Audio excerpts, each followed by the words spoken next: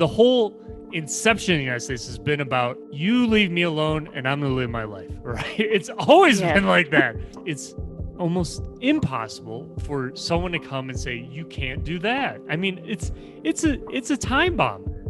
You can do and be anything and act in any way you want. And then someone comes and tells you not to do that. It's impossible, right? Well, right now in the United States, it's very, very sad what is happening because many people that are working for the government, policemen, firefighters, nurses, doctors in hospitals are being fired. They're quitting and they're being fired if they don't get vaccinated. And people that are vaccine hesitant are losing their jobs. They are losing their livelihoods. And the American people understand, they have a sense of what they and the freedoms being given, and they do not want to be forced to do something that goes against their conscience. We still have that. Thank God we still have that. And hopefully it will not disappear. It will not go away. And so my advice for Americans is if you feel that it goes against your conscience and that you are being put in a position that works, that goes against what you feel is the right thing to do, don't comply. Because I'm telling you, Devin, in Cuba, I grew up, I was told what to do, but inside of me, I knew what was right and what was wrong. I knew once I became an adolescent that something was not natural, that certain things that we had to do and comply with was not natural. I knew it instinctively.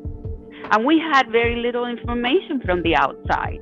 But instinctively, I knew when there was an injustice. We all have that meter inside us. We understand when there is an abuse and an injustice committed against us.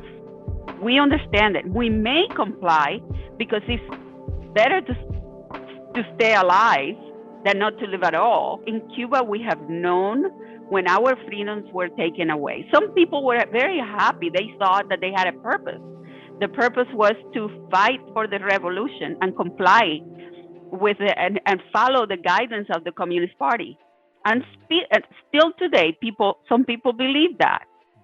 But the majority of the people, they want their freedom. They want to work and be paid with dignity for their work. They want to have their own business without being made feel that they are criminals. They want to travel. They want to see the outside of Cuba. They want to buy their own food without having to get it from the government.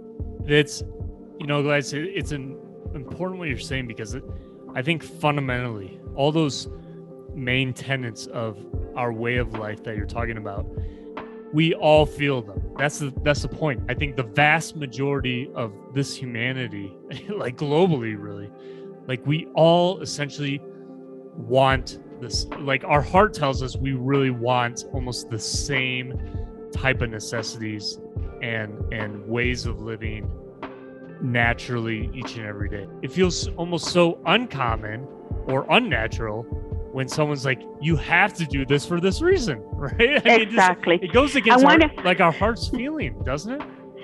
It's funny that you say that. One of the things that I see today in common within the United States and the way I grew up in Cuba is that certain animosity among ourselves, one against the other. Politicians and the political environment in the country has put one person against the other. Even within families, if you voted this way, then you are my enemy. That's what happened to us in Cuba. The government had a campaign in which they divided families. Parents didn't speak to their children. Children told on their parents, and parents got in trouble.